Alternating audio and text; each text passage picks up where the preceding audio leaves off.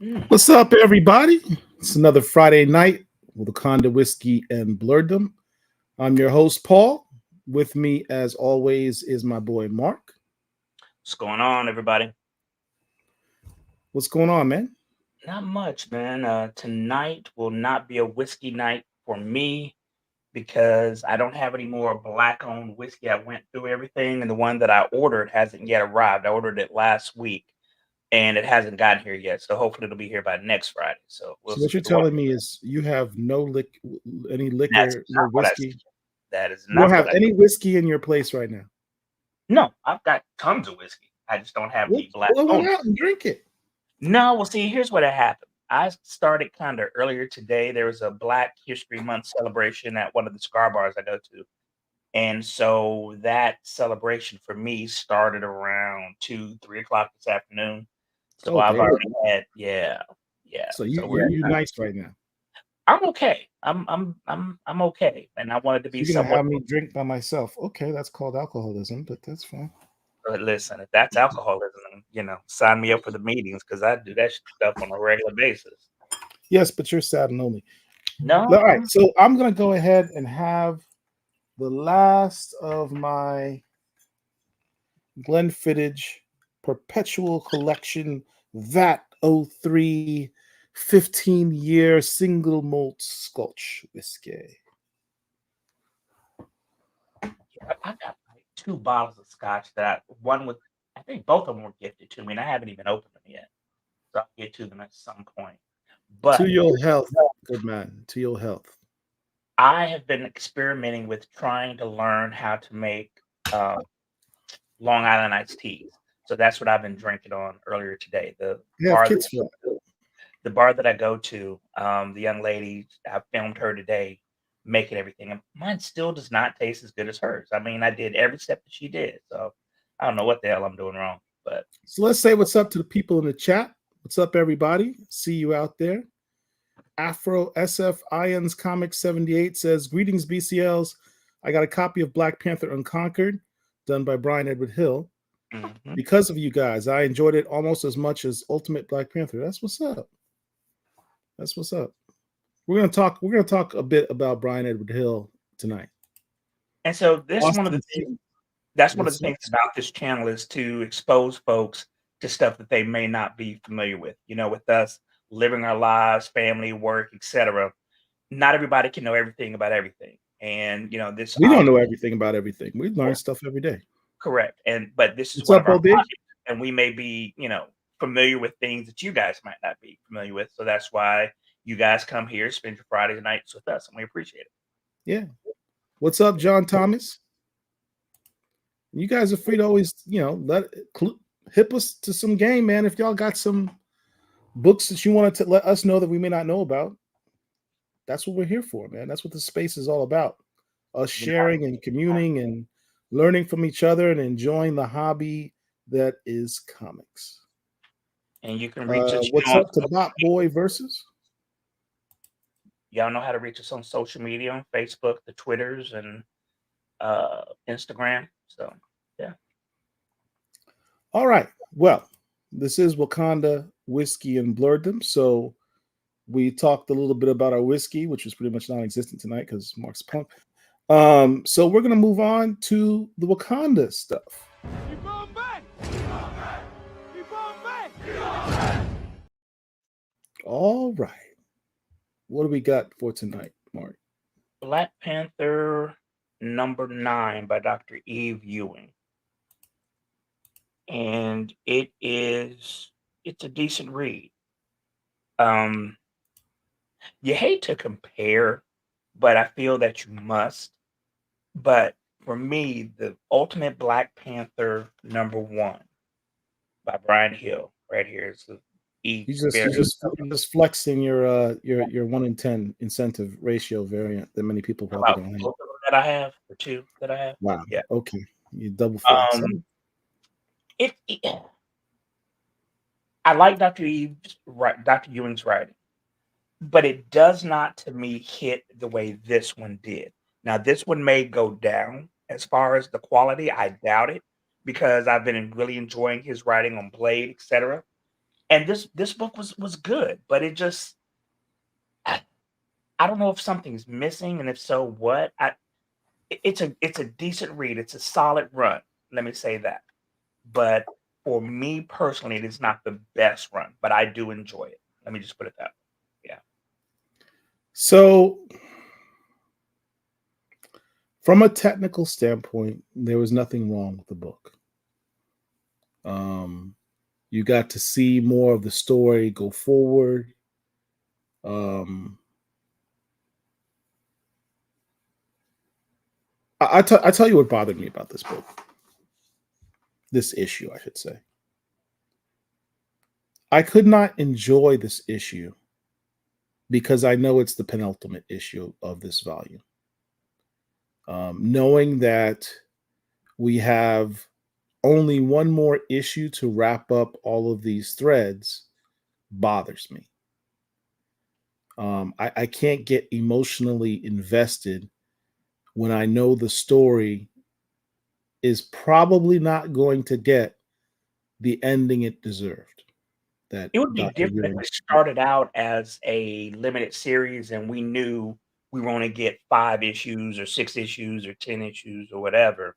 right? But, thinking that you're gonna be getting an ongoing, and then it comes to a conclusion, it makes one wonder whether or not Dr. Ewing was rushing, like, "Look, it's time to wrap this up, hon. We're not gonna be going further than issue number 10." So it makes one wonder how long it would have taken her to flesh out the story that she was going through versus now knowing, by issue 7 that she was only gonna get 10, whether or not she was rushed or not. So that's something that I'd be interested to know. Yeah, just there's nothing wrong with the issue. Mm. It's just I couldn't enjoy it because I know there's not much left. And then I start thinking about the fact that there's so many storylines that hadn't been, so many threads that she started that she's not going to be able to finish. Like every time she spoke to Shuri, every time T'Challa spoke to Shuri, she's like, "Oh, I don't have a lot of time, T'Challa, because they're watching me and there's stuff going on here and burning Zana that I have to go deal with, and it's really rough over here. But I'm glad you're doing well, brother." Well, what the hell is going on with Shuri? More You know, importantly for me, what's going on with the leadership of the nation? Of- I mean, we right? know Like, we know yeah, that T'Challa is still not the king, and I do appreciate the fact that in this specific issue, she had some of the Wakandans showing T'Challa the appropriate amount of reverence that he is due. yeah, But for me, the book falls flat for me overall, considering that he is not on the throne, he is not running things. And I think that's why I really, really, really enjoyed Ultimate Black Panther because we saw him in his full glory, in his full power right. as the ruler, as the tactician, as the big thinker on, okay, I'm having this political upheaval in my country or this upheaval in my country. This is what I need to do in order to resolve the conflict that's coming. That's what's been missing in this book. I mean, for all intents and purposes, he's just basically Daredevil right now. And, that's what I really appreciate about T'Challa more often than not is his ruler, being a ruler of the nation, the regalness of the individual. And that's something that really, really came through in Brian Hill's book. Yeah, it's almost unfair that the Ultimate Black Panther came out before this issue came out because this seems like a letdown, because Ultimate Black Panther, as Mark said, was a view of the Black Panther that we've come accustomed to and learned to love and enjoy. Mhm. And Dr. Ewing's run, although far better than the last volume by He Who Shall Not Be Named, um, it's still a reminder that she's fixing what was broken. And he is still on the mend. And he is not where he was. And he won't get to that point in her run. So Mhm. having those factors as I'm reading this, after reading Ultimate Black Panther last week, really made this a bit of a letdown for me. And it had nothing to do with the issue itself. The issue itself is structurally sound. It's just the idea of it in the context of it being canceled in light of how unfair that is compared to the last run where the guy got an extra 5 issues to literally drag T'Challa even further. It's a bit of a slap in the face. Not what Dr. Ewing's doing, just the concept that she was not given more time to do what I suspect she was trying to do. And it's funny that you mentioned the last run, and I bailed after issue like 10 or 11 or whatever. But I was on Chillmonger's station a couple of days ago, and he brought out issue number 14, and it had Namor on the cover as the protector of Wakanda or something. And I'm like, what in the hell was that? And that last volume was the worst run of any comic book outside of Wolfpack from the 80s. Those of you of a certain age may know what I'm talking about.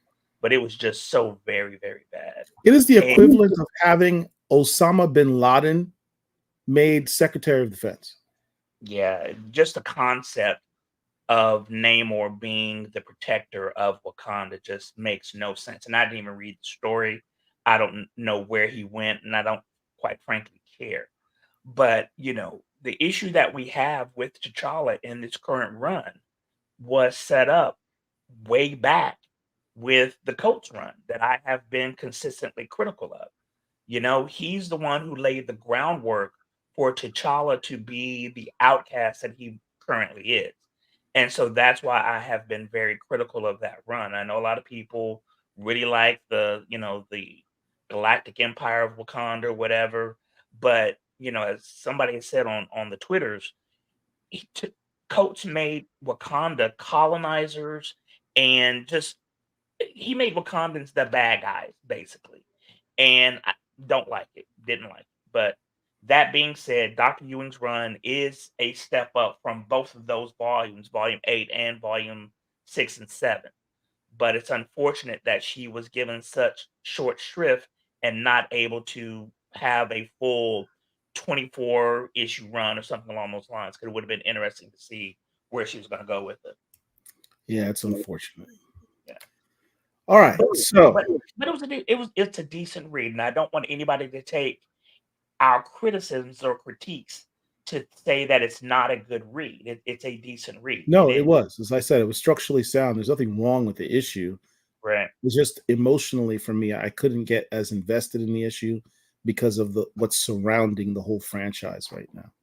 And there are certain concepts that were even introduced in this book that we probably aren't going to have any payoff in the next book because Exactly. of how quickly it's coming to an end. So, Right.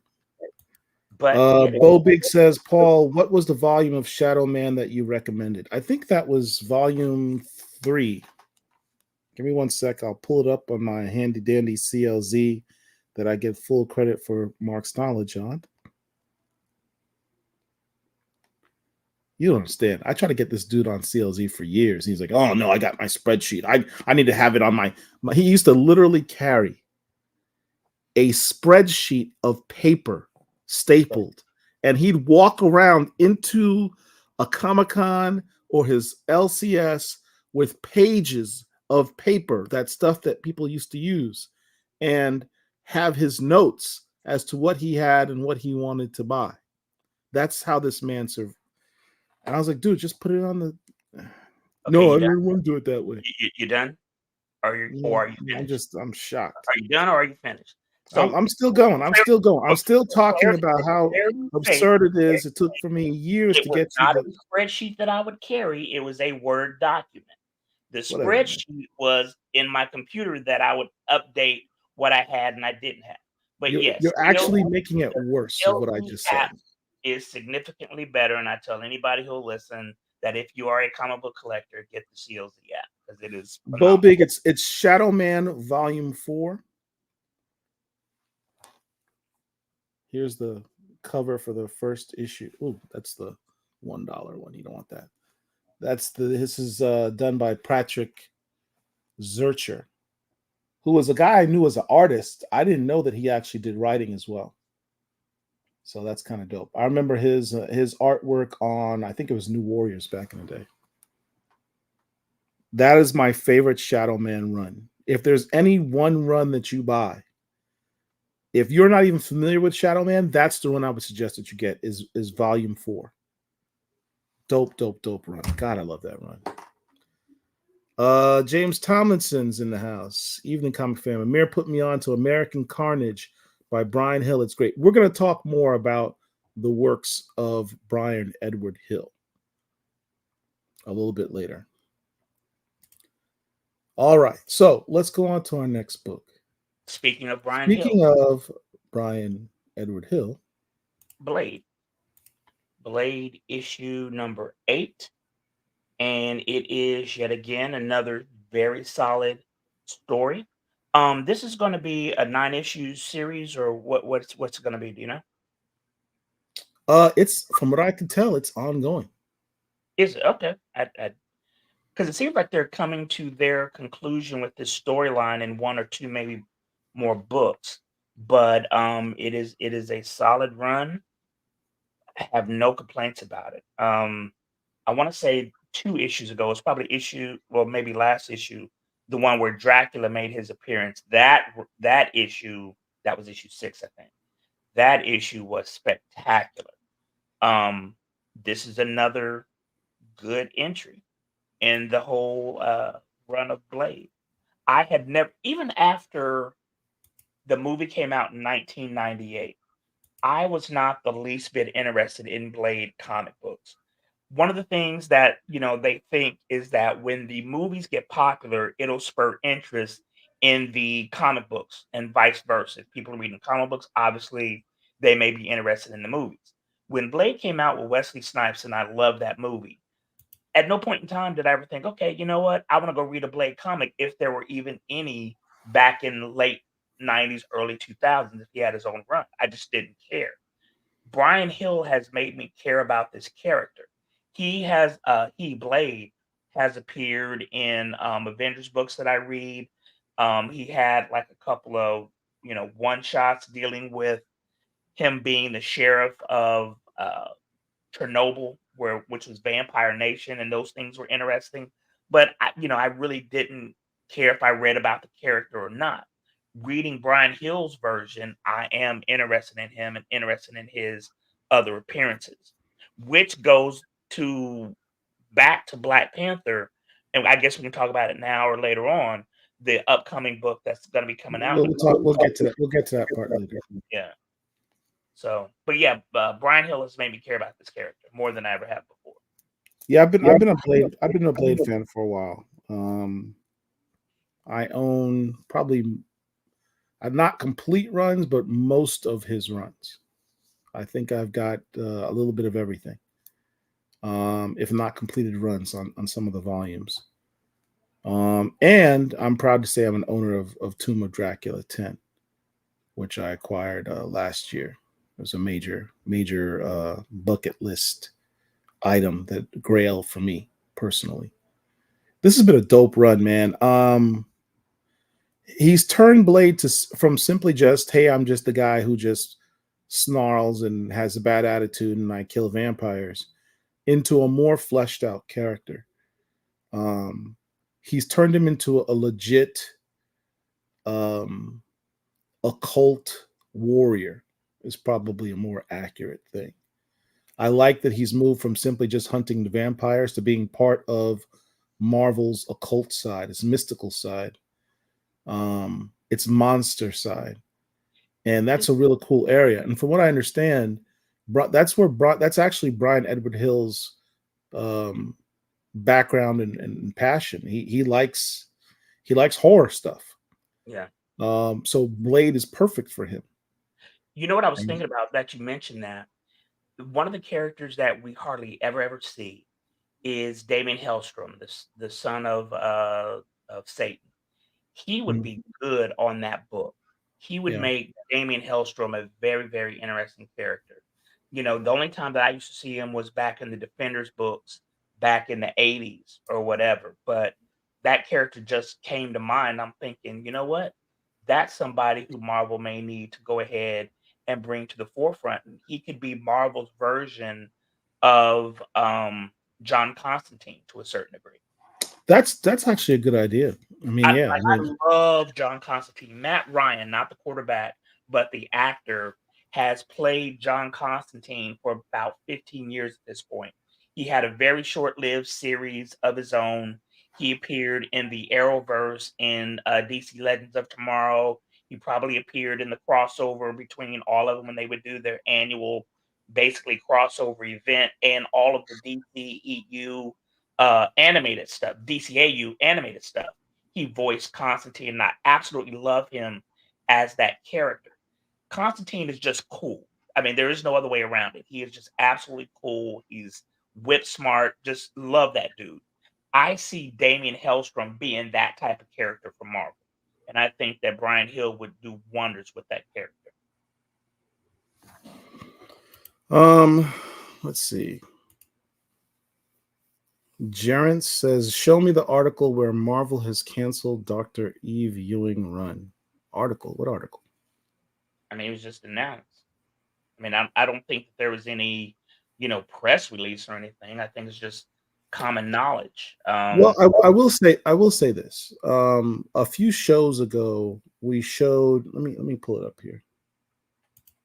We showed the League of Comic Geek solicit for Black. Ooh, excuse me. Let's cancel that. I got things popping up on my screen. The League of Comic Geek solicit for Black Panther 11 or 10.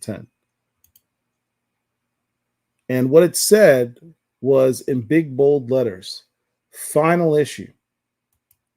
But what's interesting now, when you pull it up a couple weeks later, it doesn't say final issue. It says a final confrontation against Grey Wolf after discarding Baba Nkusu.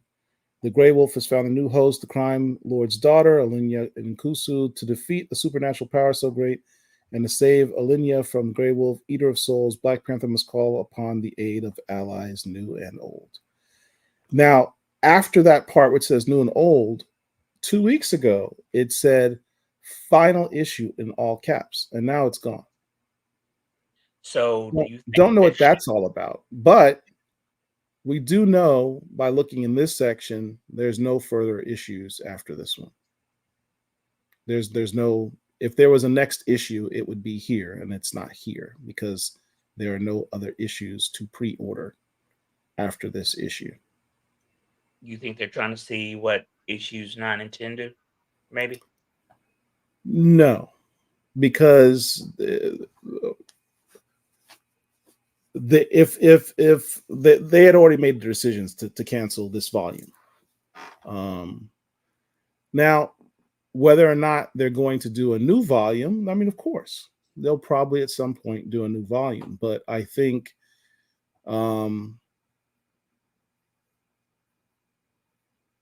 this volume has come to an end. Now, whether or not Eve Ewing is going to come back for another volume, I don't think that's going to happen. Do I want it to happen? Absolutely. Absolutely. She needs more time. So why do you think the words are gone then? Huh? Why do you think the words are gone? Why do you think final issue is gone? Because it made such a buzz on Twitter where people are like, I can't believe they're canceling. People don't understand the difference between canceling a volume and canceling an author's run and canceling a character, because we live in a cancel culture of reactionists where people take things out of context. This volume is coming to an end. This is Eve Ewing's volume. They will probably have another volume in the future because this is the 9th volume of Black Panther. Yep. That's how comics are done now by the big two. They do different volumes. So this is not the end of the Black Panther in comics for all time. It's just the end of this volume. And this volume got a shorter run than other recent volumes. Correct. This is probably one of the shortest ones I've ever seen. It is. Other than it's even shorter. The limited series was number 2, but that was meant to be a limited series. Right. which was the 4-issue The limited 4 series. issues, yeah. Mm-hmm. 1988. Mm-hmm. Yeah. Well, anyway, so that's that. So this was a pretty short week, small week for me at least, as far as the books that I collect that are featuring Black characters and or creators. The next book that we were going to talk about is one of Paul's favorite characters, is Night. Whew, that's my Now, dude. before we get started, Night Thrasher, I don't know where he made his first appearance, but I knew him back in the 90s from the New Warriors book. I was a New Warriors fan at that time. Of the 75 issues that came out, I'm missing only, okay, I'm missing more than I thought. I'm missing about 10. So I have pretty much the entire run with the exception of about 10 books. So I really enjoyed the book back in the day, but I was never like a huge Dwayne fan like that. I have his limited, I think he had 2 limited series or 2, maybe yes. 2. He did. He had two limited series. Yeah, I'm pretty sure that I have both of those. Um, and I'm glad that we have yet another Black character making an appearance. As far as this issue is concerned for me, I was happy that a particular character made an appearance who I hadn't seen in anything that I recall in years. But overall, the run of the story in this particular book, and I understand it's the first story, in the first issue rather, it was okay. It was just it wasn't anything for me to write home about. But I am excited. Well, I am glad that we have yet another character that is a Black male who's strong, blah blah blah. But it was okay. It wasn't great to me.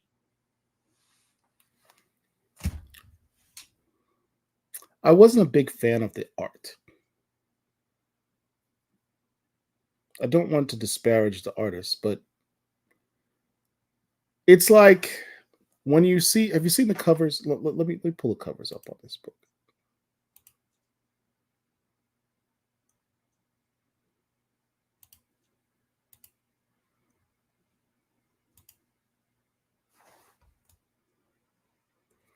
Dope cover. Yeah, the cover's good. The cover's really good. This is the one that I have. Oh, that's cool. This is That one has done a by Batman, Kevin Lashley. that has a Batman-esque feel to it to me. Yeah, Kind of like I love this one. looking Gotham. That's a cool cover. That's my favorite one. This is the one in 25 variant. This is the one in 50 Hildebrandt variant. So those of you who are old enough to collect the Marvel trading cards back in the 90s, Tim Hildebrandt is the one who did a lot of those Fleer trading cards. I have a And couple. he had, huh? I said I have a couple of those. Yeah. This one is the Davi Go. I have that one too. I think that's another one of the ones I got somewhere around here. I got too many comics. And yeah, this one's the Luciano Vecchio Marvel 97 variant. That reminds me of a 90s cover. And the words remind me Right. of that Right. volume. Yeah. The trade dress at the top is directly from the 90s. That's the exact trade dress that he had on his comic book, his miniseries. And Night that's his Thrasher for his Control. outfit from back then as well. Yeah. Huh? Night Thrasher for Control is what it is. Yeah, that was one of them. Yeah. And he's riding on his skateboard, which was his primary form of transportation back in the day. I really hope that they upgrade him to a hoverboard, because it's absurd that this guy he's probably in his late 20s at this point This dude's of got to his be in life. his 30s. Huh? The way that he was drawn, dude, looks like he was 36. This is the dope one. This is the Mark Bagley cover. Mark Bagley, for those who don't know, is one of the creators of Night Thrasher. He was the original New Warriors artist back in the day, and it's crazy amazing because I've been a Mark Bagley fan because of New Warriors from back in the day, and his art style has matured and changed so much now from where it was back in the 90s, because this doesn't look like the same artist from back in the day. And this is the Trad Moore variant. It's a little too avant-garde for me. How many covers are we talking for this number one? There are eight covers in total. It wasn't bad. I think if you are a fan of Dwayne specifically and know his background, and you're familiar with, because I don't want to do any spoilers, if you're familiar with the ensemble of characters that surround his life, and you understand certain references, you probably really got to dig this book. Let me interject here. And this isn't a spoiler, but the whole Civil War storyline in Marvel Comics surrounded was instituted by the New Warriors. The New Warriors were fighting this guy by the name of, was it Pyro or Nitro, something like Nitro, that. Nitro. Nitro. So they were in Stamford, Connecticut, fighting Nitro.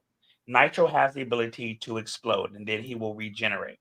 Well, Nitro exploded, blew up a building, killed a whole bunch of kids, literal kids. So of course everybody got up in arms, and What's this up, the chill mama? this spurred the Registration Act for individuals who had superpowers. If you had superpowers, Tony Stark and the government wanted you to register so we would know what your powers were, could train you in them, even if you had no plans on being a superhero. Well, the New Warriors were fighting Nitro, and most of them were killed at the time.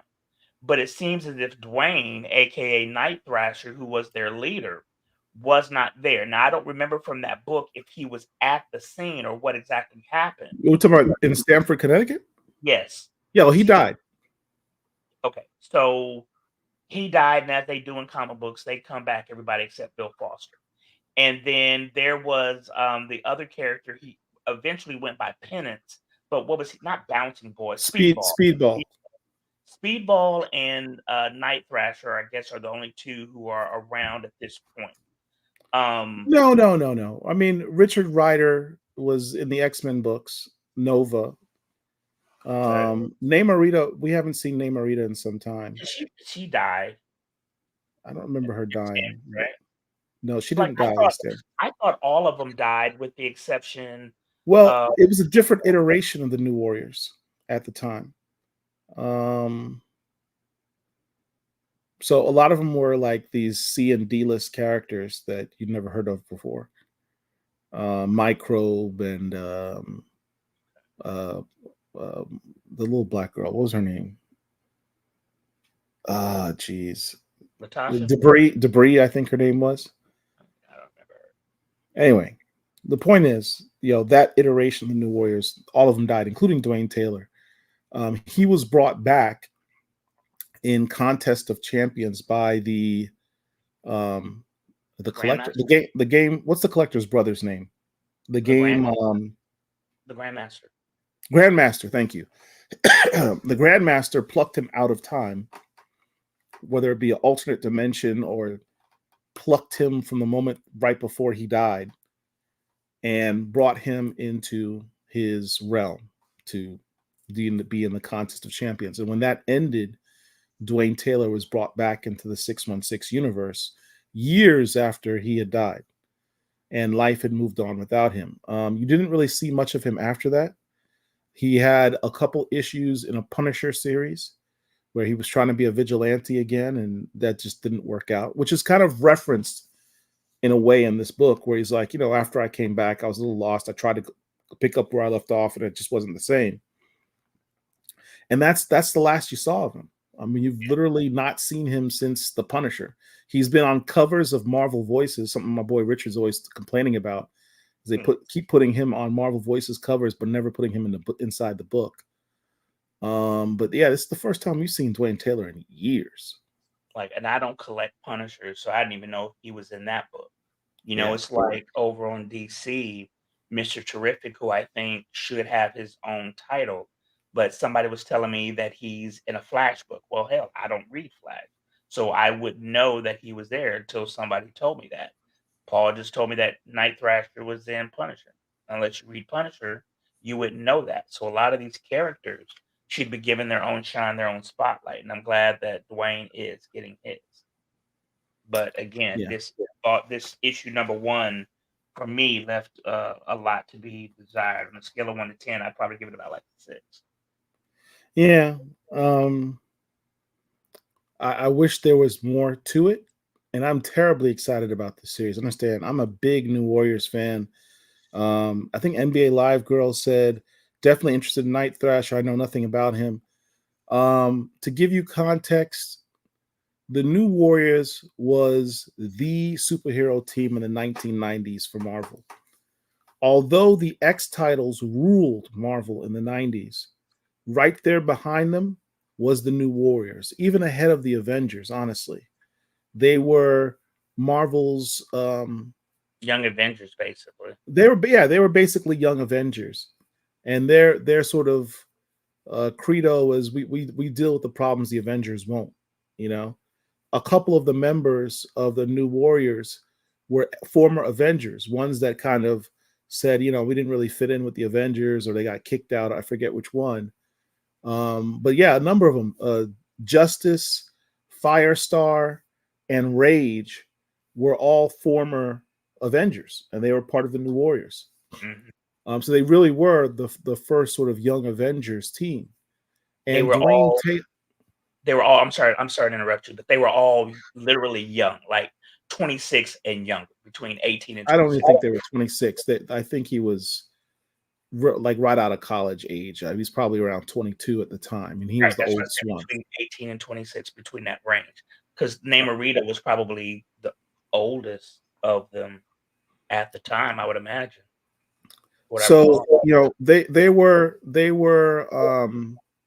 but here's the thing: the New Warriors fought some of they did big battles. Like they went up against big bads, and they had one of the dopest storylines of all time, where they went to an alternate universe where Egypt had not never been colonized and actually took over the world. So Egypt, Kemet, What was that character? actually colonized the world.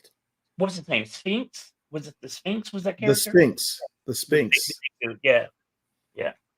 And That was a dope storyline because that was the issue where you saw the first iteration of an all black Avengers team where Thor became like Horus and mhm. Captain America became Captain Africa or something like that.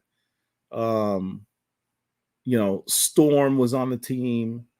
It was just crazy cool story. You saw a reimagining of an Africanized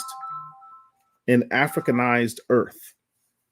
Yeah. Um, Much like so Black Cotton, shout out to them. yeah, But the New Warriors made their first appearance in a Thor comic book, and being a Thor guy back in the day, I have their very first appearance as a collective because of my collection of Thor.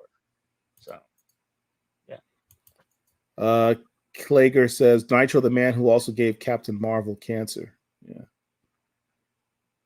James Tomlinson says Night Thrasher #1 was not a bad read. The character you are referring to in Sam Wilson Captain America back in 2016 issue through 12, I believe, not to spoil the character for anyone. Yeah, I didn't read Sam Wilson, so I didn't know that. Not feeling rage. Whoa. That was a spoiler. That was a spoiler. And of course, I'd play the little spoiler alarm thing, but Marion, don't look at it. Shut your eyes, Marion. Don't look at it no matter what happens.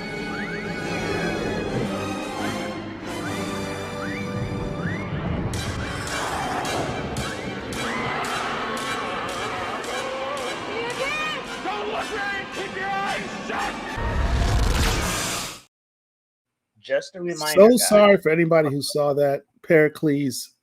Just listen, just a reminder. The week that comic books come out, we try not to talk specifics of anything in the book for those who may not have it, who haven't read it yet.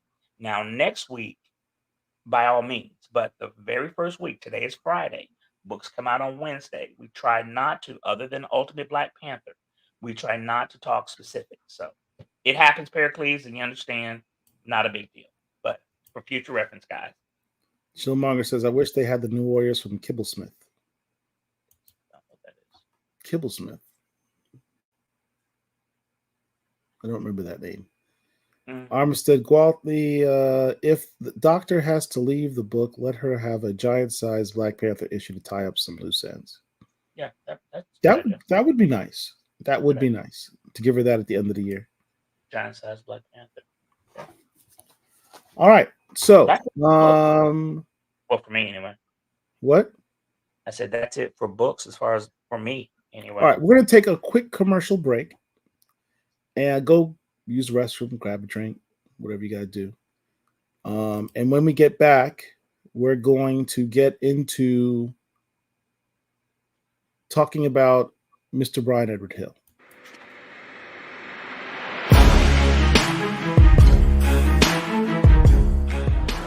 What's up, everybody? It's your boy Danny J. Quick here with Ace Blade Comics. We got 6 issues of Ace Blade, 1 through 6. The 7th one is now live on Kickstarter. We could definitely use your support. We also have titles like Scarlet Ranger 1 and 2, created by Ro Lamb. We got Harlem's Renaissance and the Ballad of the Black Rose.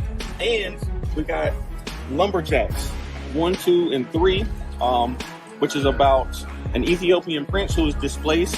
And he has this necklace that gives him superpowers that he inherited from his grandfather. But he has to go through several trials to unlock the powers and abilities. So definitely check us out. You can find us at Fourth Wall Productions, fourthwallpros.com.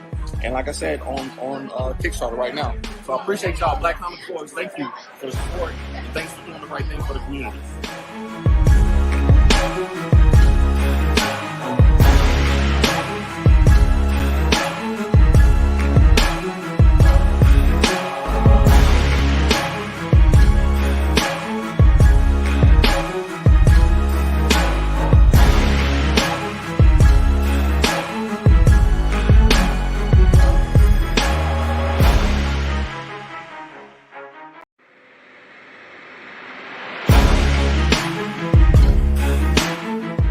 Where's our black real estate in comics? What do I mean? Let's check out Black Panther. He is gone from the MCU for reasons. And what is happening in the comics? We can complain all day about how our champion is being treated, but we don't own that character. Look at Milestone character, curated by one of the greats, Dwayne McDuffie, my guy. But we don't really own or control any of his characters. DC does. So I'll ask again, where is our black real estate in comics? Meet Delta Dogs from Millennial Comics, created and controlled by us, where story sits in the forefront. Delta Dogs is more than just black characters being black for the sake of being black. This story is about 7 cousins that gets into an encounter with a mysterious glowing stranger that changes their lives forever. And with their unique abilities, this family may be the one thing that can save their hood that's being ruled over by a vicious super gang. With an ex-criminal as their leader and other superheroes that looks the other way when it comes to their environment, this will be an impossible mission to pull off. Grab these books in our hardcover Ultimate Edition bundle at millennialcomic.com so we can really have some skin in the game when it comes to the comic book industry. Keep doing y'all thing, Black Comic Lords. Peace.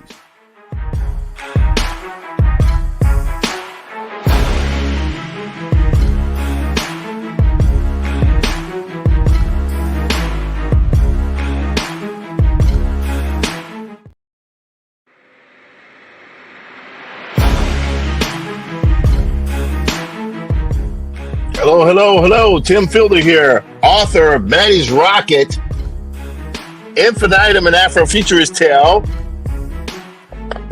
and the Graphic History of Hip Hop. I'm a visual Afrofuturist and graphic novelist. Buy my books. Go to Diesel Funk, at Diesel Funk on all social media handles. I need you to buy my books. Thank you, Black Comic Lords. Peace.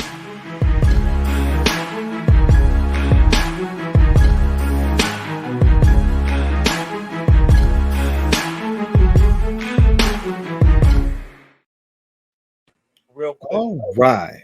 We'll go into anything else, and I know we're mainly a comic book channel or whatever, but I wanted to recommend this book right here. It's called Black AF: History, The Unwhitewashed Story of America, right? This book is by Michael Harriot.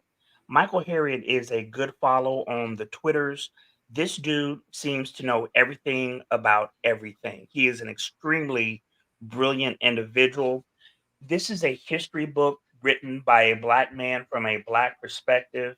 And not only is he giving factual information, but he's doing so with shade towards the Europeans who colonized this nation, who invaded this nation or this land unit, this land mass, and cobbled together a so-called nation. I just started reading it earlier today, but this dude is laugh out loud funny the way he tells the story of America. So I am recommending this book, Black AF History by Michael Harriot. You can find it on Amazon, is where I got mine. If there's a black bookstore near you, I wouldn't be surprised if they had it, but Amazon is where I got my copy. So I'm recommending that book. Is it on Audible? I read, so I don't know. I don't listen to books. All right. Well, cool. So now we're going to get into talking about Mr. Brian Edward Hill. Now, this guy's been very popular and been gaining in popularity, particularly last week with the release of Ultimate Black Panther. A lot of people that were unfamiliar with him, which I can't imagine at this point, but there are a lot of people that are unfamiliar with this writer. And he's been around since 2017 or so. He recently just made a post on Twitter I want to share with you guys. Where is it? Or X, as they call it. Somebody asked him, hey, is Blade ending in April? Somebody in this chat asked if Blade is ending soon. Is Blade ending in April and you're switching over to only writing Midnight Suns? And he said, Blade is dovetailing into the upcoming event, and yeah, I'll be picking my vibe back up in Midnight Suns. More Blade from me coming for sure. I don't know what that means. To me, it seems that Blade will be going from his own independent title into a Midnight Suns group book. So the way I would interpret that is like having Captain America having his own book, but then it ends and you just find him in Avengers books. That's where No, I get that part. I meant the last sentence. More Blade from me coming for sure. Does that mean the more Blade is in the Midnight Suns? Or is he anticipating that in addition to the Midnight Suns, there will be another Blade series for him to work on? That's the part I didn't That's up understand. in the air, but it seems to me I would say the Midnight Suns, but you don't know. But I don't know. Yeah. That's where I'm interpreting that. But yeah. Either way, I'm here for it. I am 10 toes down with that dude. EJ Harris says, yes, that book you mentioned, Black AF, is on Audible. I wonder, does he narrate himself or has somebody else? Dude, it is laugh out loud funny. And then the footnotes. Typically, if you've done any scholarly reading or things of that nature, that there are footnotes and things of that nature. You expect some information that is important, but not necessarily important enough to go into the body of the text. This dude just throws shade in the footnotes. It is absolutely hilarious. Highly recommend this book. And in fact, I convinced a couple of people I know to buy it, and we've started a little book club that we're going to discuss it at the end of March. Yeah, it's a good read. It's discussing really stuff that you've read. That sounds absurd and tedious, I know, right? And thankless. Yeah, but it's good. Not everybody's thankless. Bo Big in the house with a big thank you. $10 super chat. I appreciate that, man. Thank you.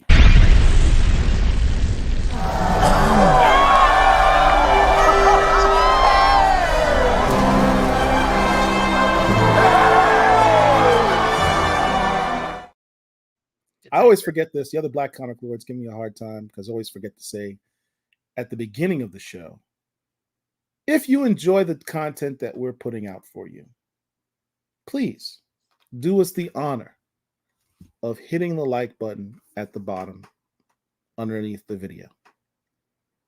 Just take a second right now, hit the like button, hit the share button, share it on your social media.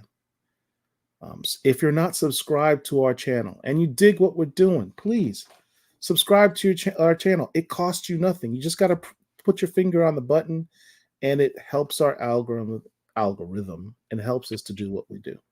Greatly appreciate it. And if you're really feeling the brothers out here, throw some money in our super chat. We appreciate it.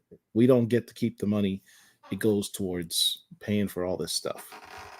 Anyway, so I was talking about Brian Edward Hill, who may very well be the second hottest black writer in comics today after Mr. Rodney Barnes. Wanted to show, because this came up recently where people are like, oh, who is this guy? He came out of nowhere. Oh, crap. I got to take this. You guys talk amongst yourselves. I'll be right back. That's funny. So I guess it's his somebody in his family. But anyway, first off, thank you guys for joining us. Once again, it's Friday night. It's 10 o'clock Eastern Standard Time. You guys could be doing anything other than sitting here watching a couple of old dudes discussing comic books. But, because we have a passion for this subject, this is what we sit up here and do. While Paul is doing that, I'm going to see if I can pull up the chat here and see what type of comments you guys are making. Now, I don't have the ability to share stuff on the screen like he does, so you'll have to bear with me or whatever. Hold on a second. Let me see what I can see in the chat. Can't really see anything right now, but anyway, let's see. Yeah. I know this. Oh, here we go. Here we go. Here we go. Here we go. Here we go. So over in the comments, Hard Knock Life says, "Will you be looking more to Spawn since Blade is becoming more gentrified?" I don't know if I personally think that Blade is gentrified. What do you mean by that, Hard Knock? He just Blade is Blade. I don't. When I think of gentrification, I think of obviously white owned, whites coming in, making things not the way that it used to be. And I don't feel that Blade is being treated that way. So I'm kind of at a loss as to what you mean by that. Gentrified. Isn't gentrification like neighborhoods? Like, Right. But I don't know what that means. yeah. EJ Harris says, yes, he does his own narrative. Narrative. He does his own narrative, but he means narration. So basically, that comment is going towards the Black AF book by Mr. Michael Harriot. I've never heard him speak before, so yeah. Derek Harrison. Sorry, I had to take a break for a second. I had to take a very important call. Brian Edward Hill. Here's his bibliography, as you would call it, I guess. Let me make this bigger so you can see what I'm talking about. The dude has written a lot of stuff, and his entire history starts in 2017, but he's done a myriad of genres. You have this American Carnage, which someone had just mentioned in the chat. Amir had put them on, a book that he had done by DC Comics. He's done Angel for Boom Comics, Angel and Spike. This is the book that I think I first became aware of him on, which was Batman and the Outsiders. It's either this one or Killmonger first. I don't remember which one came first, but Batman and the Outsiders. This is a dope series with Black Lightning as the lead character, which had some good scenes. It was Black Lightning and Signal was also in there. Here's one that Marc talks about all the time, and I bet he didn't even know this was written by Brian Edward Hill. I did not. Black Lightning, Hong Kong Phooey. So back about 7-8 years ago, whenever it was, 2018. DC and Hanna-Barbera had books where they would pair characters from each of their books. Black Lightning and Hong Kong Phooey. You had like Batman and Elmer Fudd or something. It was just you had the Flash and Speed Buggy, just all kinds of crazy pairings. And some of the stories were actually pretty good. This Black Lightning and Hong Kong Phooey was pretty good. For those who don't know, Hong Kong Phooey was a cartoon character back in the 70s, voiced by the late great Scatman Crothers. And Batman he was Crothers. a kung fu dog who could fight, supposedly. And was Um, black. I don't care yeah, what he says. I know he's a well, dog, but he was black dog. because he was voiced by Scatman Crothers. So yeah, he was. But that was a good book. The Black Panther Unconquered. I have that book, read it, enjoyed it, didn't know that it was Brian Hill that had written it because at This the is what I'm time saying. I was A lot not of paying people, at a lot the of people time have I no was not idea paying all the stuff that Brian Edward Hill has to done. the authors and the creatives behind these books, but I've gotten so much better over the past 12 months or so. So yeah. Yeah, that's why I'm bringing this up, because a lot of people aren't familiar with all the stuff that he's done over the years. He wrote this book called Chariot, which is kind of a spy series That I'm that he did for Artists, Writers, and Artisans Incorporated. It is an indie book that came out 3 years ago. I remember seeing it on the shelf and picked up that first issue, and it was a spy thing. I had no idea he wrote that. yeah, I would like that. Other notable things he's done. He did some work on in the New God, Death series, a death metal thing. There was another big one. Detective Comics Rebirth. He did a story in there. He's done X-Men stuff with Fallen Angels. But here's a big one. Killmonger. If you're a Black Panther fan, Killmonger is a dope series to get. If you have not read it, highly recommend that series. It's about the origins of how he became Killmonger, but it also has some interesting lore on Wakanda as well. And here's his, we'll get back to that in a second. Some other books he's done, Postal, Samaritan, etc. I didn't know he did some Savage Dragon. He did an annual in Spider-Man, Miles Morales. Did a story on Totally Awesome Hulk. He did this series. I didn't realize that he did Michael Cray. For those of you who don't know who Michael Cray is, Michael Cray's other name is Deathblow. Deathblow, that's it. Yeah. So basically, Deathblow is a mercenary, much like Deathstroke, but without the superpowers. Well, he does have superpowers. He basically comes back from the dead. Okay, that I didn't know. That must be something new. Yeah, I don't basically remember that kind of tonight. gets reincarnated in different bodies. And in this storyline, he was a black man. And of course, we all know that he did Ultimate Black Panther. What? War of the Realms. That movie was very good and should have had a sequel. No, that's Warcraft. I'm sorry, Warcraft. Okay. And of course, here's his Midnight Suns Blood Hunt that's coming up. So let's take a look at that.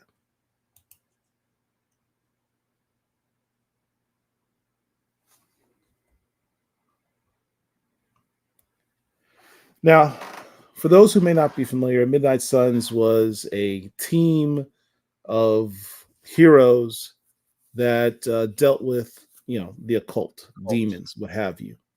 It consisted of Ghost Rider, Blade, I think Hannibal. Wasn't Damien Hellstrom part of it? Huh? Hellstrom, wasn't he part of it? Was he part at one point? Probably. I think he was. Was he a member of that, or was he a member of Night Stalkers? I always get the two mixed up. Yeah. Anyway, and then there's iterations where it's like Wolverine and Punisher and stuff, but those are kind of the main characters. I think Lilith was on a team at one point, Dracula's daughter. And they're bringing them back. This one has. Here's the other thing that's interesting. There are other parts of this cross storyline that I was unfamiliar with. This is going to be a big Marvel event involving vampires. There's a Wolverine blood hunt. There's also a Fantastic Four Blood Hunt. So this is going to be apparently their cross-issue storyline for this year. This is the one I didn't know about until now. Miles Morales Spider-Man 21 is part of the crossover event.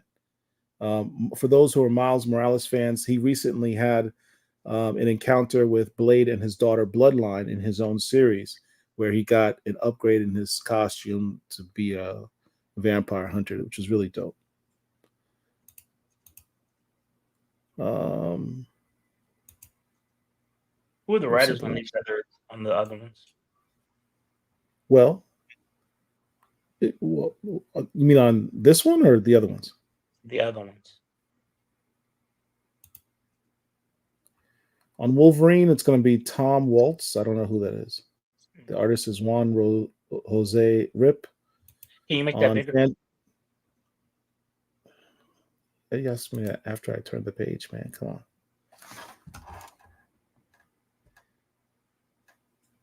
Why does the Juan Jose Rip look like Robert Picardo from Star Trek Voyager? Is it just me? Anyway, I digress. Fantastic Four 21, written by Ryan North, art by Ivan Fiorelli. Spider-Man, written by our boy Cody Ziegler, artist by Travel Foreman. Okay, that's interesting. What have they done? What have they done that people would know? Travel Foreman, I believe he's a black artist, and I think he does mostly covers. He's a cover artist, so it's interesting that he's going to be doing interiors on this. Any covers that we would know or think of? There would, but I don't remember off the top of my head, and I'm not an encyclopedia. I'm good about that. What about Cody Ziegler? What about Cody Ziegler? What did you ask? What would he have done that people would know? He's been doing Miles Morales. Okay. So he's the main author on Miles Morales. He is the main author on Miles Morales, yes. But that leads to our next storyline of what we're going to talk about, which is Black Panther Blood Hunt, #1. That's also part of this Blood Hunt crossover. Here's the issue that I have, though, and I'm looking forward to it. But I would think that T'Challa's healing factor would prevent him from turning into a vampire. So I'm interested to see how this goes. Who's the creative team behind this? The writer is Cheryl Lynn Eaton, and the artist is Fareed Karami. What has Cheryl written that we would know, if you know off the top of your head? Well, thank you for asking. She has written zombies. Okay. She did Marvel Voices Infinity A4 storyline. She did Marvel Zombies. Isn't this the one you were telling me to buy? The Marvel Zombies? Yeah, it's a what's that word? It's a collection of stories. Thank you. It's an anthology. So now I'm curious to see which one of the stories she wrote. She wrote issue 3. No. Each story is different by a different creator. Well, she had a story in issue 3. Here's her full repertoire of books that she's done. Bitch Planet. I've seen that book. Carnage Reigns. Here's your boy Thor. She wrote for your boy Thor. Oh, wow. Okay. She did a Marvel Voices story. DC. And of course, we just mentioned this. So she was in both DC Power and Marvel Voices. Was it this? She's an up and coming. No, that was DC Power. Okay. I haven't read this one yet. This year's. So she's an up and coming writer. And she's making her bones in Marvel and DC. And she's done some independent stuff with Image on Bitch Planet. But yeah, going back to the whole Black Panther turning into a vampire thing, with his healing, like, for example, I don't see Wolverine being able to turn into a vampire or a zombie because of his healing factor. Even though here's the thing. Wolverine's healing factor is a lot more powerful than T'Challa's. which is what I was about to say, is even though T'Challa's healing factor is not as strong as Wolverine's, he still has one. So I wouldn't think that T'Challa would be able to be turned like that. So I'm interested to see if they address that fact. So like he has one, Spider-Man has one. There are other characters who have healing factors that aren't to the level of Deadpool, Wolverine, or the Incredible Hulk, but they do have them. And they make these characters heal faster than a normal individual. So Yeah, the Wolverine has been bitten by vampires before, and he was proven not vampires. It was the Brood, and his healing that was factor proved strong enough to beat the Brood. that was back in the 80s, and he was implanted with a brood embryo, and his healing factor expelled it from his Burned it body. out is I think the term they used. Wait, say it again. Burned it out, I think, is the term that they used. Yeah, he didn't turn into a brood. But let's go into what the storyline in this thing is. So this is what it says. This May, Black Panther headlines his own Blood Hunt tie-in series from writer Sherilyn Eaton and artist Fareed Karami. When Blood Hunt kicks off this May, no place in the Marvel Universe will be safe from the vampire's invasion, not even the proud nation of Wakanda. Spitting directly out of the startling developments of Jed MacKay and Pepe Larraz's Blood Hunt comes Black Panther Blood Hunt, a 3-issue event tie-in series. Let's see. Now, here's the part that I thought was interesting. Black Panther Blood Hunt sees the recently exiled T'Challa finally returning to Wakanda's capital city. So that's right after Eve Ewing's run ends, because that's the whole point of what her story is talking about.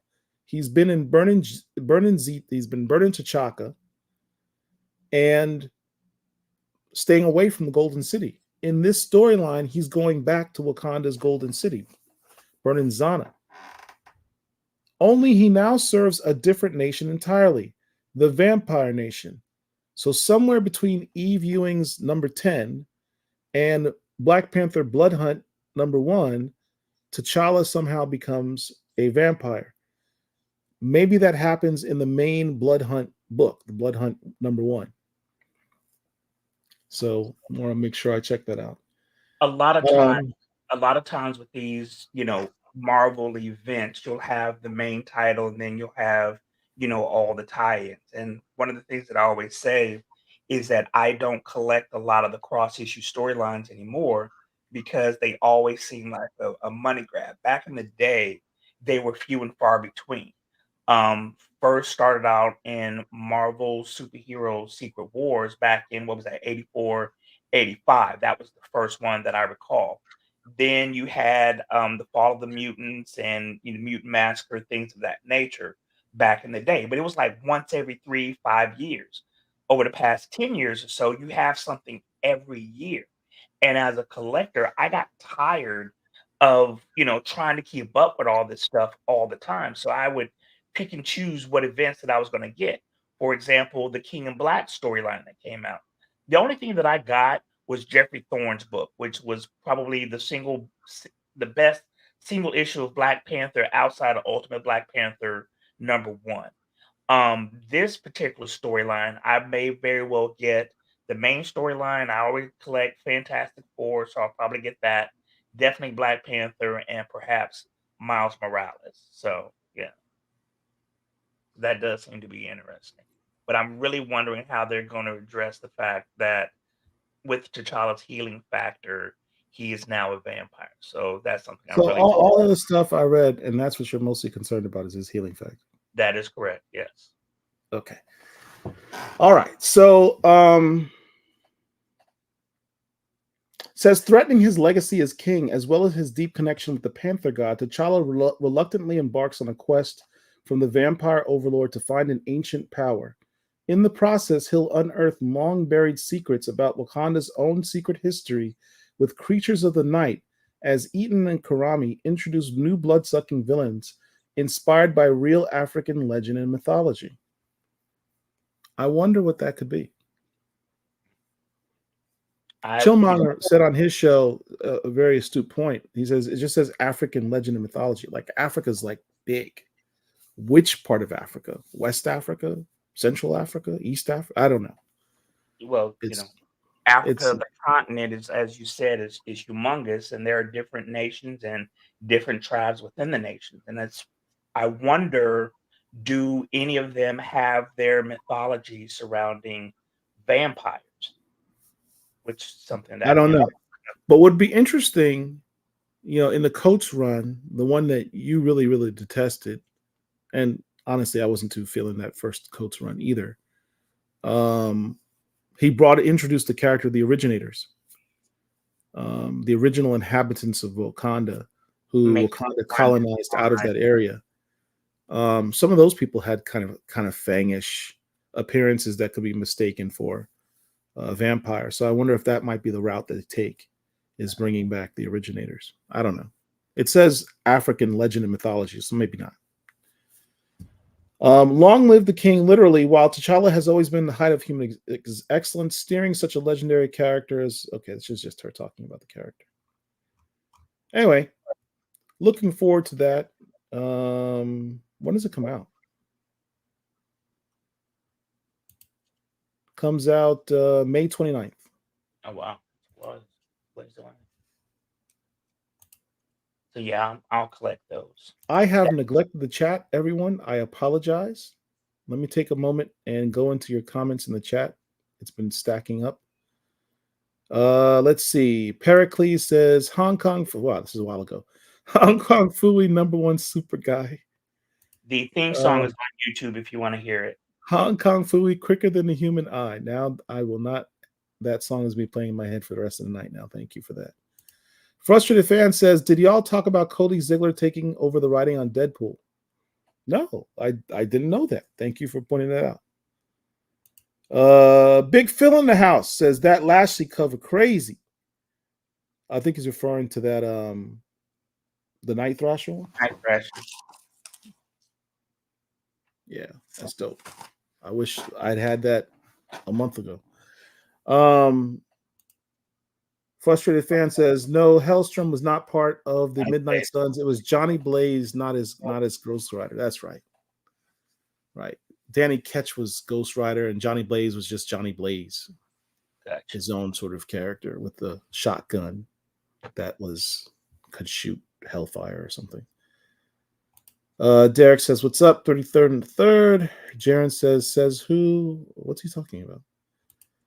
How can you say his healing factor would stop him from becoming a vampire when he was rocking panther eyes and teeth? We understand that he was rocking panther eyes and teeth. The point is, how did it get to that point? That's my point. He's got a healing factor.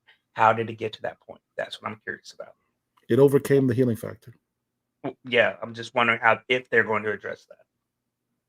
They will say, oh, but Black Panther, how can you become a vampire? You have a healing factor. Obviously, the vampirism is much stronger than T'Challa's healing factor. But eventually, obviously, he's going to overcome that because he's not going to be a vampire for the remainder of the 616. Nobody thinks that. So it's an interesting concept. So we'll see what happens. Chillmark says, I had to follow Sherilyn Eaton to get a gauge on her. Chillmonger's always got machinations within machinations. And Morbius was part of the Midnight Suns as well. Morbius, that was one of the guys I forgot. Thank you. It's Morbin time. Pericles, Blood Hunt is really looking like Marvel's answer to DC versus vampires. The only difference is that DC versus vampires is an Elseworld story. Yeah, I collected that. It was okay. That's what I thought was interesting about this, is that this is taking place in the 616. It's not a parallel dimension or anything like that. It's literally the storyline is right after Eve Ewing's run ends. It's funny how the companies, leech off of each other. As Pericles just said, DC had DC versus vampires last year, maybe the year before, and now Marvel's coming out with this. Then back in the day, Marvel had Marvel Zombies. Then DC had the Deceased storyline, which was surprisingly very good. So there's nothing new under the sun, as they say. Let's see. Pericles says, by the way, I was not fond of DC versus vampires. It was okay. It wasn't great, but there were elements to it that I really enjoyed. Derek says, what's up, Chillmonger? Pericles Dragon Balls. Armistead, where Brooklyn's at, my man. African vampires are called obeyful. Wonder if this will be addressed. Okay, now when That's you say interesting. African, as we said a moment ago, there are different nations in Africa. Which nation had that mythology? So Now, well, here's what's interesting. I did not know that, but it makes sense. In Jamaican folklore, we refer to voodoo men or voodoo priests as, or the practice of magic, for lack of a better term, obia. And he says this word is obeyiful, which is very similar.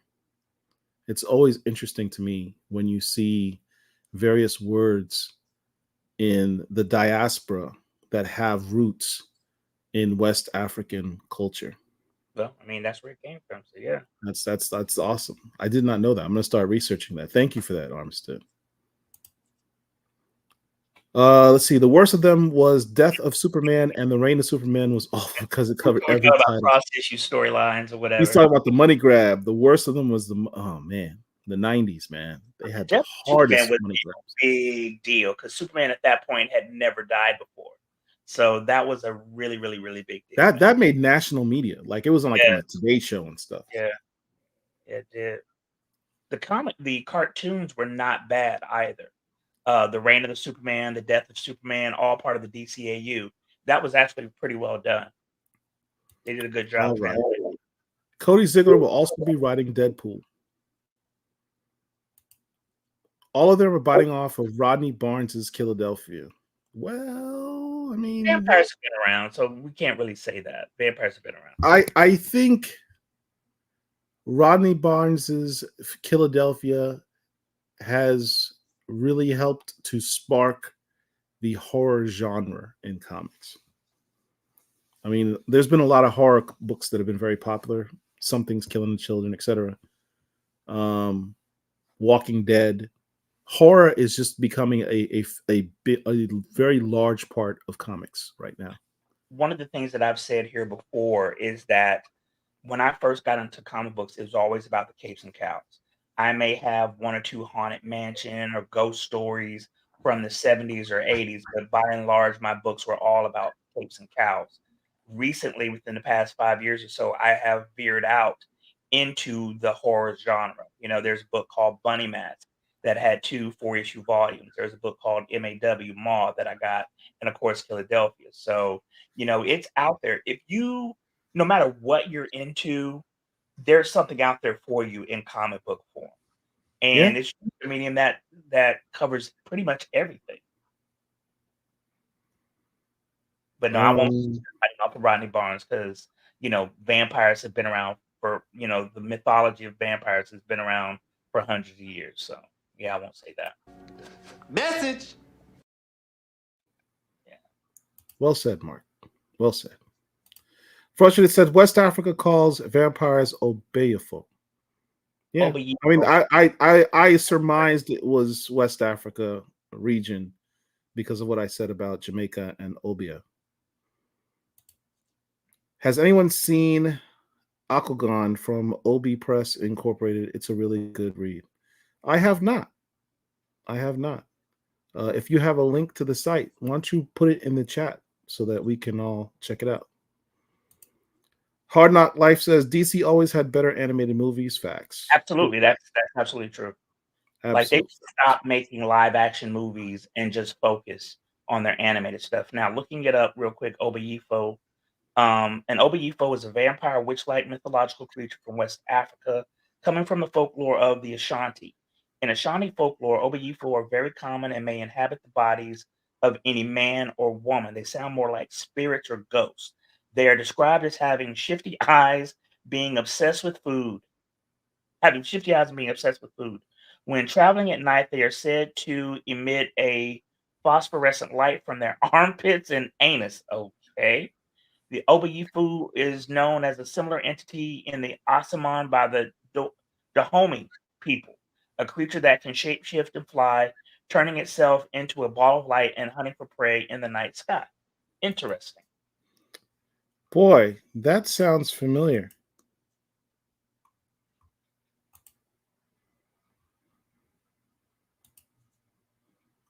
Doesn't it?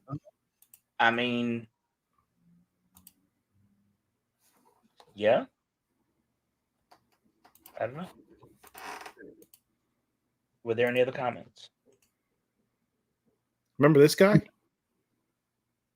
Oh, oh, that's cool. That's cool.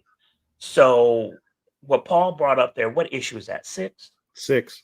6. So this is not a spoiler at this point. The main bad of Dr. Ewing's run of Black Panther is a creature known as Kivu Ma. Kivu Ma was a human being who, back in the early 1900s, was one of the then king's most loyal subjects. And he was cast aside, ventured into mysticism, kind of like who was the Shadow King? He kind of became the Shadow King, for lack of a better word. Very much And like the Shadow King. yeah, and so now he is a creature of mysticism. You know, he has no corporeal form, so he's just an entity that exists. And well, I almost said something that happened in this particular issue, but yeah, that's interesting. And I wonder, is this where Dr. Ewing got that concept from? And the fact that T'Challa's story in her run ends and leads into this storyline is interesting. I think that's just a coincidence. We'll see. Yeah. Coincidence? I think not. All right. Flash Paradox is one of the top 3 greatest animated movies, no question. Flashpoint. You know what? They didn't make a bad movie. The only one that I wasn't that enamored with was the second Wonder Woman movie. I don't remember what it was called. The first one that came out like around 2010 or First 11 one's fire. was spectacular. God, that movie was good. The Yeah. second one that came out was just okay. But the rest of the DC animated universe was just great. Derek says Aquagon is from Oni Press. So again, put the link in the chat. All right. So you wanted to talk about a movie that you recently saw. Yeah, so this is So we're moving to Whatchu Watchin. Yeah. So Mark, what you watching? So this movie came out probably about a month ago, The Book of Clarence. And it was written and directed by a gentleman by the name of James Samuel. And he spells his name is spelled Jeymes, and he is a Brit. You may know that name or you may know his work from the Netflix movie The Harder They Fall. Um, this movie came out this year, and it's basically about a gentleman by the name of Clarence who is trying to be Jesus's 13th disciple. And he's just this ne'er-do-well, shifty kind of dude who has somewhat of a conversion. I mean, he's a scam artist. That's what he is, because he's trying to have a come up. He's trying to get rich, and he sees all the clout that Jesus and his disciples have, and he wants some of that for himself. So right here, you see him pretending to have made this character be able to see this is all the money that he's gotten, and it's a very, very well done movie. I am not a religious person by any stretch of the imagination. And so I really appreciated him addressing some of the issues that I have with religion in general and Christianity specifically. But one of the things that's also interesting is James, ties this into the modern world because Lakeith Stanfield, who plays Clarence and his twin brother Thomas, is, as an example, riding around in a cart with some of his boys. Did you say And Clarence and Thomas? correct. Clarence Thomas. Wow. Clarence I Thomas. did not get that until this very moment. You are so That slow. That is crazy. So yeah.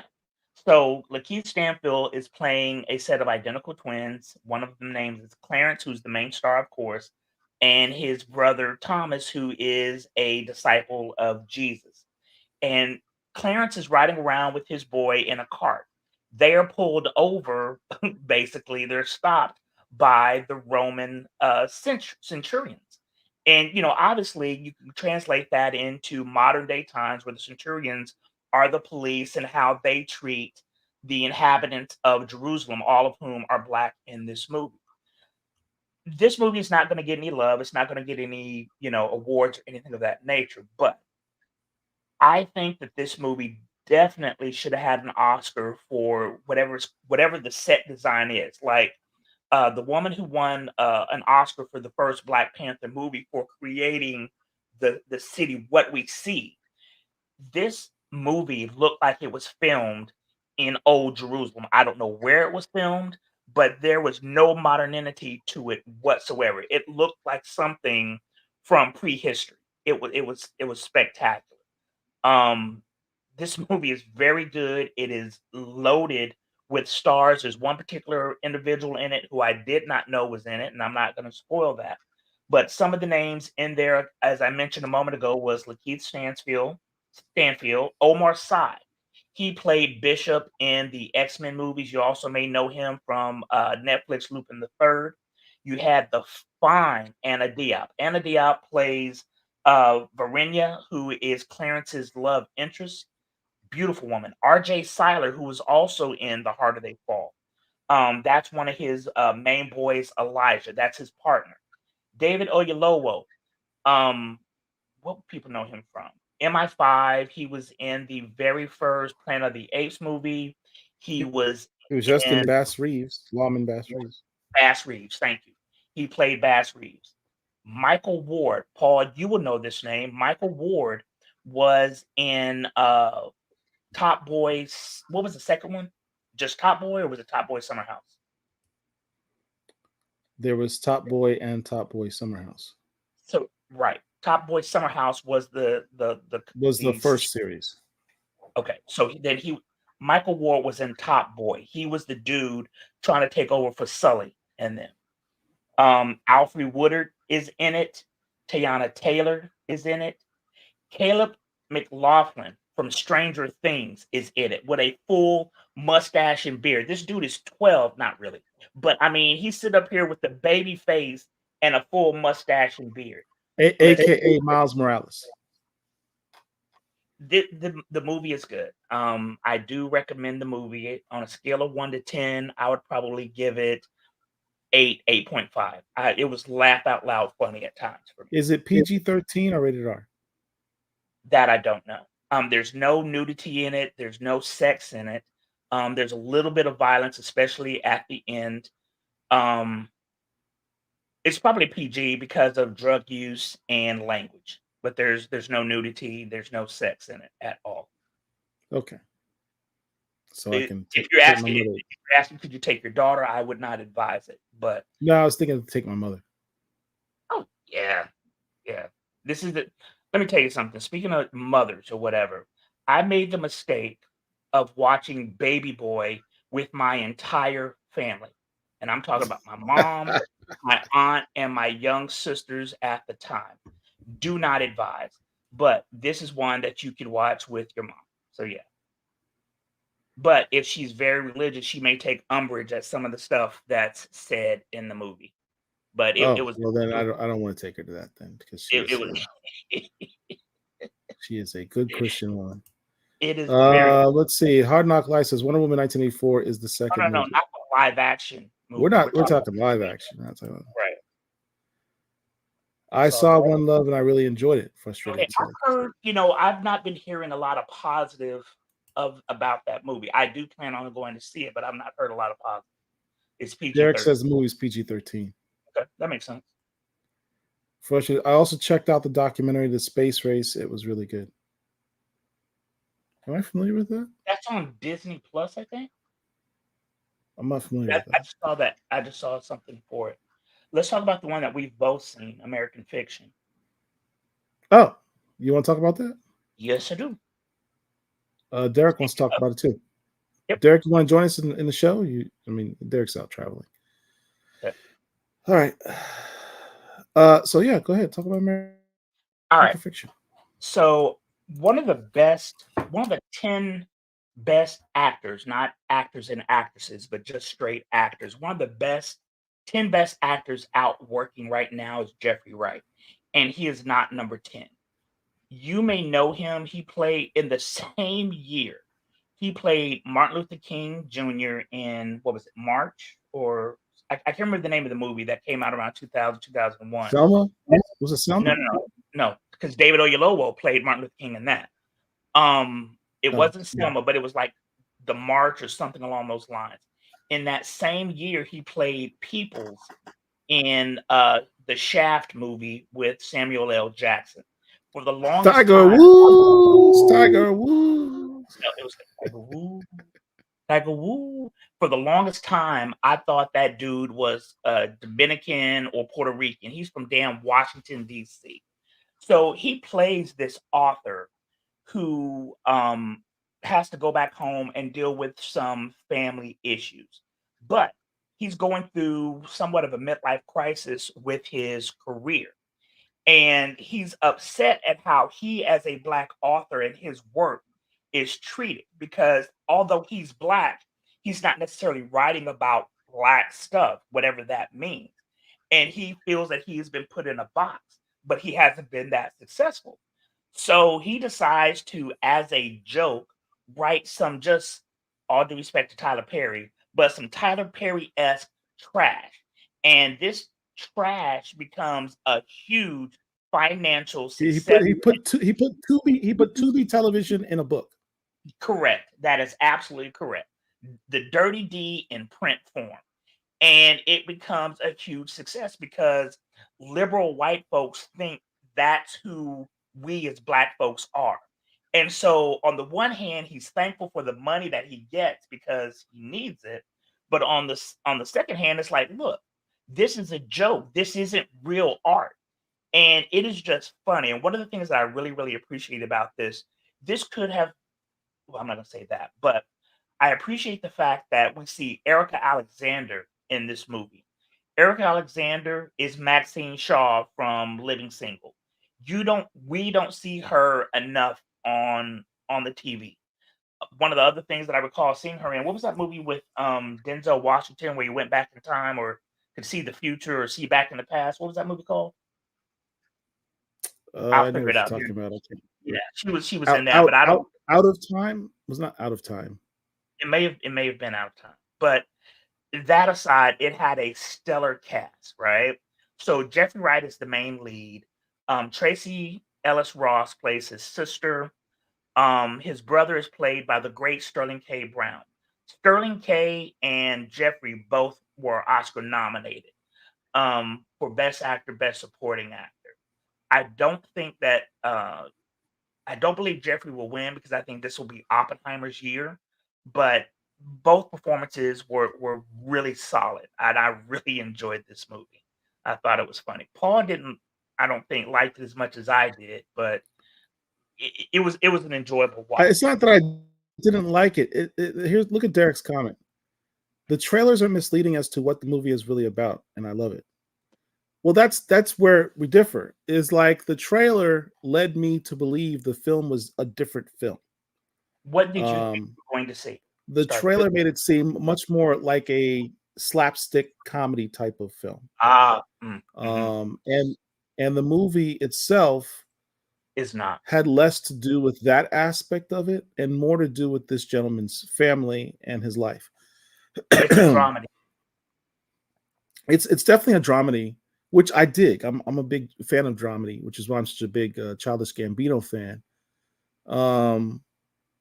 But it's not what I went into the film expecting a different film, and I'm like, where's the laughter? Where's the laughter going to be? And that never happened. So it was just, I think because the trailer misled me, I was a little disappointed in that respect, but that doesn't take away from the fact that it's a fine film and the commentary that in essence does on how Black creatives feel that they have to Present art. compromise their creativity and their art to sell their book to a larger audience, which is something that we talk about in this space all the time with comics, right? Like the lack of originality that we have in comics, because those who run comic books are afraid of trying something new for fear it won't sell. So they stick to the same genres over and over again, the same tropes, I should say, over and over again, and regurgitate the same characters over and over again. And we If you don't want get to see the variety that we had earlier in comics back in the day. if you go into this movie expecting What do you super say? bad or Clockers or something like that, you're not going to get that, right? It's not that type of slapstick comedy. It is one that is humorous based on real life type situations. Especially Sterling K. Brown's character. Sterling plays a going through a divorced individual who has a realization about who he is as a person and dealing with that and some of the absurdities he found himself in was just funny because he decided he's going to go take a lover. Interview with the actors in the movie, very good. There are a lot of The phrasing of that was funny in itself. Exactly. But if you go on YouTube, you can watch a lot of interviews with these actors. For example, there's an actor on actor with Sterling K. Brown. I didn't mean that. With Jeffrey Wright, and I want to say it was with Taraji P. Henson, I think. Yes. Because Taraji was in The Color Purple and he was in this. So look for the actors on actors with Jeffrey Wright and Taraji P. Henson. Yeah. So it is definitely worth worth frustrated. Yeah.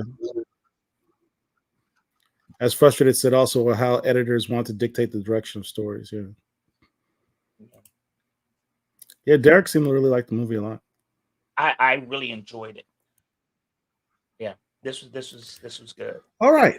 So the final thing I wanted to talk to you guys about. We started an initiative a while ago in Black Comic Lords to really focus more on Black independent creators and Black independent publishers, because they really don't get the level of shine that they should. It was really an eye-opening experience when, doing this interview series that Derek's been putting together with Ken Quattro, the writer and historian, on the Invisible Men. Looking at the history of these Black creators and see how much they contributed to this genre, this hobby, this art form, and have gone unrecognized for their work to this day. You can pull up publications of various books many of these men worked on, and they're not even credited. And, Ken Quattro did his research, and his historian, he's like, yeah, here's this artist did this writer did this, and they're uncredited in these books. It's really incredible. And to some extent, we have so much of that still to this day. That's a large part of why we exist as Black Comic Lords, to promote and celebrate these Black comic creators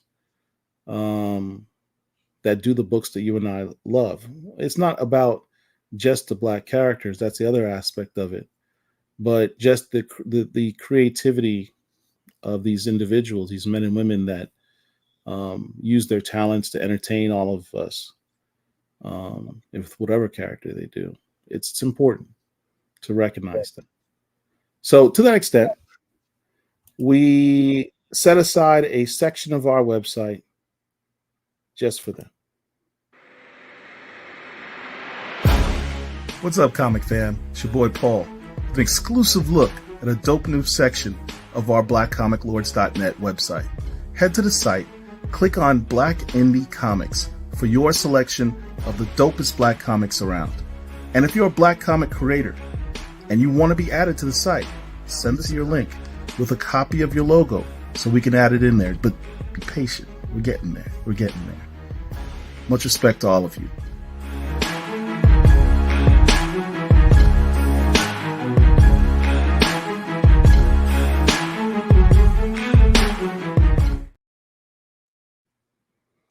So just to give you a guys a view of what we're talking about, here's our website, blackcomiclords.net. How many of you guys have actually checked out our website?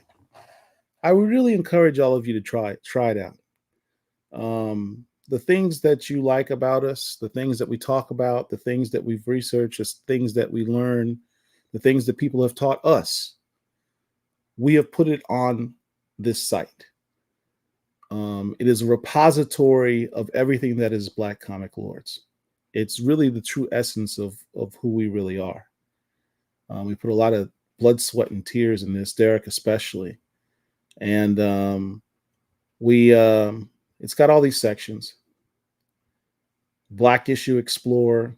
You click on that and you will be opened up to the whole world of all the comics that we talk about. Whether it be, we've got a Dear Black Comic Book Collector, how did you get here? Forget about that. What was the moment you saw your collection and realized you didn't see you?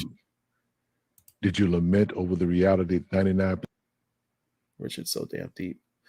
But anyway, we opened up this, we've got live shows, recommended reads, best new and upcoming books, blogs, creatives coming. We got our merch store. You want to get some Black Comic Lords merch, you want to get a t-shirt, a hat, you can go to our store and get that stuff. But here's our section on Black Indie Comics.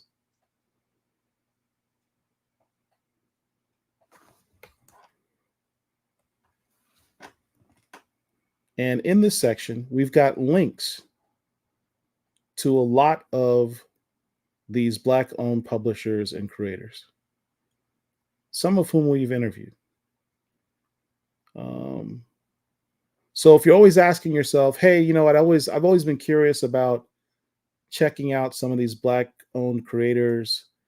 We even added Ripperverse. Look at that. Here's some to check out. We've put them all together in one spot so that you can click on their links and support their work. The homework has been done for you. That's a lot of Black. It's a lot. Yeah. It's a lot. You can't say, hey, I'm tired of DC and Marvel. I want something different. I want stuff that's more like what I'm interested in. I want characters that look like me that actually are meaningful and not just black or brown faced versions of other characters. Here you go. Put your money where your mouth is and check these creators out. I promise you that you will find something that you like. I promise you. There's a lot of guys and a lot of women here who are very talented and deserve your support. So that's my soapbox moment for our show. So, yeah. And with that, dude, I think we're done. That's it. Right in at 2 hours. Well, cool. Well, thank you all for spending some time with us. Hope you guys have a great weekend. And if you haven't done so already, again, hit the like button, subscribe to our channel, share this video to other people. That's how we get the word out. That helps our algorithm and helps us do what we do. And hit the little bell next to the subscribe button if you haven't done so, because that gives you automatic notification so I don't have to sit there and send stuff to everywhere. You got any plans this weekend? Nah, dude. Nothing whatsoever. Actually, I am gonna go see the movie One Love, I think, this weekend. But football is officially over, so yeah, it's gonna suck for a period of time. It's my mom's birthday this weekend. I'm taking her down to South Florida to see some family, and I'm gonna try to see. We're gonna go to a concert, and if we have the time somehow, it'd be kind of cool to go see the One Love movie with her. That'd be cool. I was going to say, instead of the Book of Clarence, definitely go see that. Yeah. Certainly. Yeah. Anyway, Well, guys, thanks for joining us, and we'll see you next time. Oh, wait. Snuck in at the end. Frustrated Fans Show with $3 super chat. Thank you.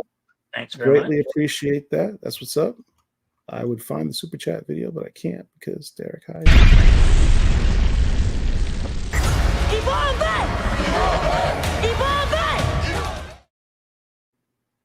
Appreciate that. So with that, we out. See you.